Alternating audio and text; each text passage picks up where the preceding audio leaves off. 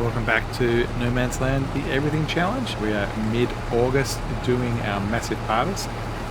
Last episode we got the wheat field done, that field right in front of us. And we are progressing through the oat field right now. Had to split these two episodes into two because the harvest was just taking so long. We still have a lot more to do today. We need to get these oats done. And the orange field there in the distance is the sorghum. That also needs to get done. All of these bales need to be picked up. And we also have to start the process of turning this field around. So, yeah, lots to do today. And hopefully we'll do it before the sun goes down. Let's find out what the AI does here. I'm assuming what it's going to do is just go up and down and then not care about what the baler is trying to do. Yeah, it's just going to make holes, but that's not too bad. But it will put it on top of the piles. So is that better or worse? Well, it's an experiment. Let's find out what happens here. I'm just going to zoom out and we'll enjoy this time lapse for a little while.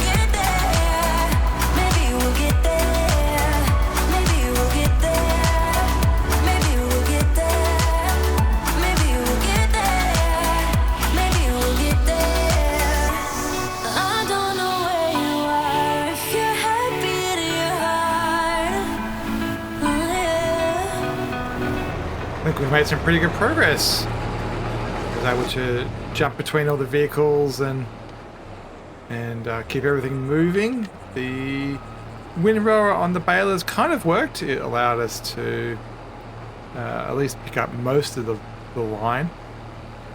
I'm just going to finish this little bit off myself.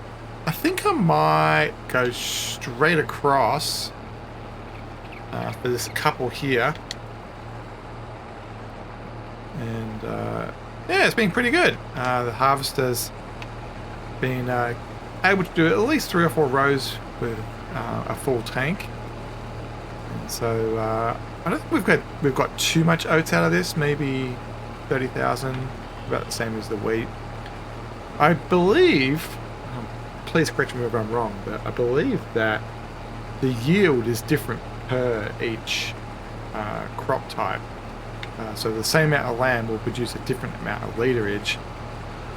And the price difference you see reflects that. I believe for 1 square hectare, or whatever it is, 1 acre, whatever the size you want, if you harvest a particular crop at 100%, with obviously 100% harvester and all that stuff, that amount, so you get like 1,000 wheats times the price, will be the same as something else. So let's say a wheat gets 1,000 and worth $10 per litre, that would be $10,000. But where, say, oats, you might only get 500, but it'd be worth $20 a litre. So they're both worth exactly the same. That's my understanding. So there is actually, oops, I really shouldn't have done that. There is no better crop than any other crop, from my understanding, from a money point of view, from a wheat, barley, oat, sorghum decision. It does, though, look like the flour mill or the grain mill does have a slight benefit towards oats. I think that price thing only matters when you're looking at it from a grain being sold as grain point of view. So there does seem to be a slight benefit to oats from that point of view. From a flour point of view, oats is also required for the cereal factory, and so it's one of those rare ones required for that. Much like wheat is required for... actually, I don't know if wheat's required for anything explicitly, but I think it always goes via flour. Actually, I wasn't paying attention to our fillness then. So let's quickly run across to where the trailers are, and we'll empty this guy out. I was too busy talking. Looks like we've jammed the windrower again, so we'll have to move the trailers out of the way.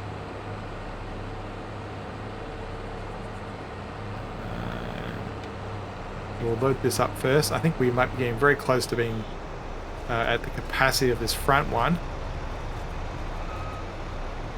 But while that's happening, this guy can stop.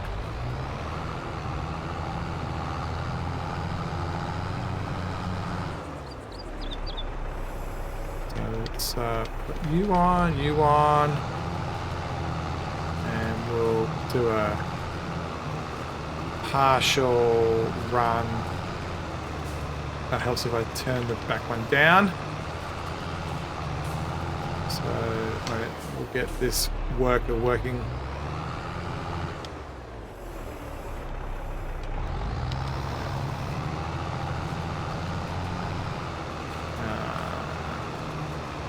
I'm worried that it will go in the crop, so actually it might just stop that.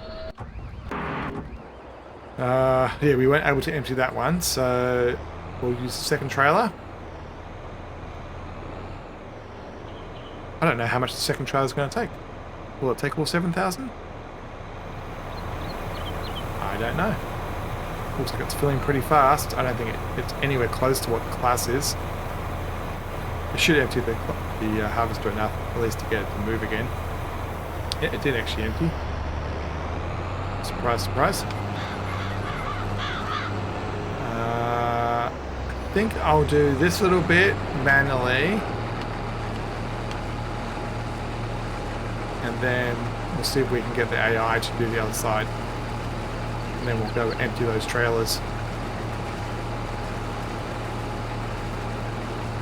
We need to lime the field, or at least the wheat field. We need to stone it. That's probably something I should be doing sooner than later. I should get a stone guy off and running. The stone picking tool is really expensive. I think it's about $30,000. So it's probably best that we rent that.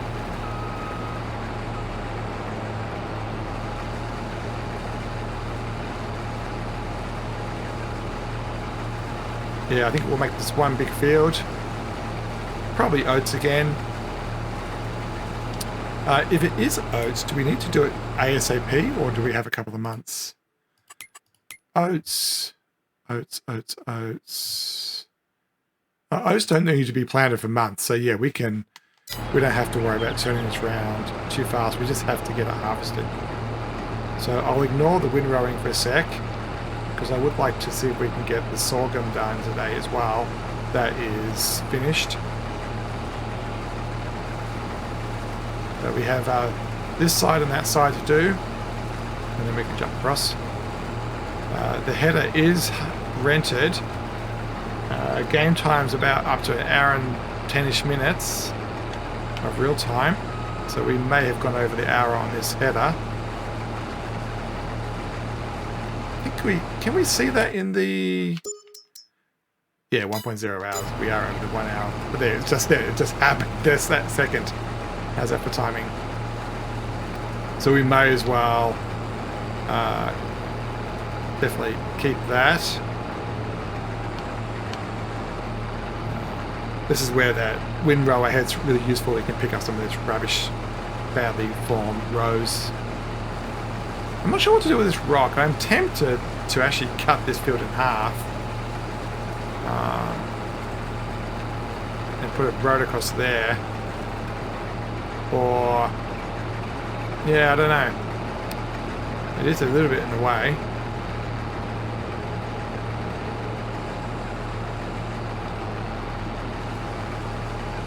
We'll get this stripe done, then let the AI guy do his job, and then probably jump back onto the baling, I guess. No, actually, we'll empty that trailer off. Because I'm pretty sure we're not going to fit. Because the class is full and the small one, it looks like it's pretty full too. Or at least probably will hit its weight limit very, very soon.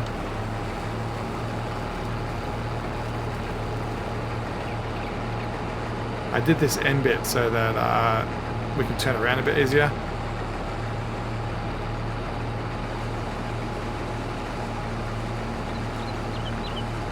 Alright, let's jump into this guy, and yeah, we're 98%, so let's get this emptied off. 30,000 litres. So it looks like this field, the wheat field, and that field produced about the same amount, but the wheat field is about 25-30% smaller, so it shows how the same size land can produce a different yield. Let's see if we can do a double unload here. I pull the class all the way forward.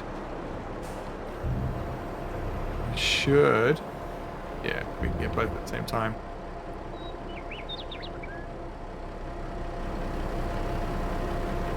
Sometimes these two hit each other, but I think we're going to be okay.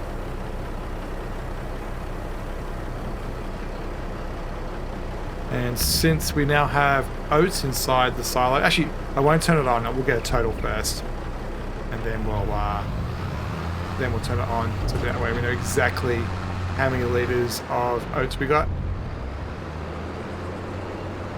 So the two fields combined look like they're going to be about 60,000 litres, 70,000 litres, which is still not a year's worth for wheat. So we probably will join in the carrot field long term, and then we'll know that this is equivalent of 1 year's worth of material. Right, let's finish this off. We'll get some more time-lapse action going, or maybe a skip cut, and we'll see at the end of this field's harvesting and baling.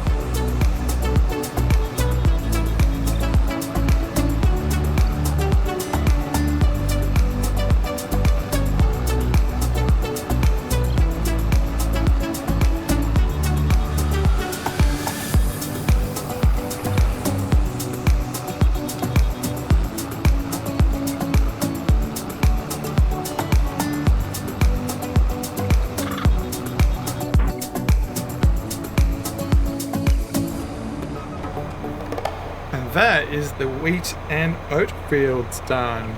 Looks like we've got another 4,000 or 5,000 with that last little bit. Still have a fair bit of windrowing to do. We'll get to that in a sec. My priority right now is to get this harvester over to the sorghum field. Let's pipe this guy in, shove on cruise control, and I don't know if it goes any faster if the top's closed.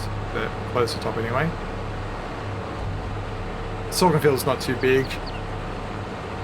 Should be able to do it pretty quickly. this field, though, the wheat field needs to get planted in September. And looking at the top there. So we need to get stone picking and lime done pretty soon. I'm pretty sure we can turn that around pretty fast. The only problem is next month we will be doing the premium stuff, beets and stuff, and that is very labor intensive. So it may mean we don't get round to it until October. It could just be the way it rolls out. Yeah. All right, this is our small piece of sorghum. The far side, that big huge field that's kind of yellow right now, is one growth cycle behind, and it's also sorghum. We need to get this cut so that we can drive in this area with the planter, because we'll have the one where it's to the left, where the output is to the left. So we definitely need to drive where we are right now. This field shouldn't take too long. I think I will leave it to the... Do I want to let AI do it, or should we time lapse it quickly? I think I might just time lapse this quickly. Looks like it's fun.